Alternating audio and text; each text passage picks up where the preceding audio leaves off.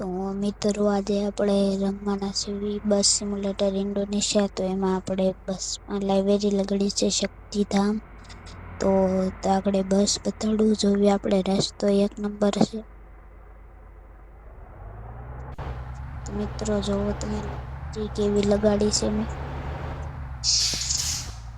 ને જો આ લાઇબ્રેરી કેવી રીતે લગાડવી એ જાણવું હોય તો કમેન્ટ કરી દેજો. એનો પાર્ટ આવશે, કમેન્ટ કરી દેજો જાણવું હોય તો.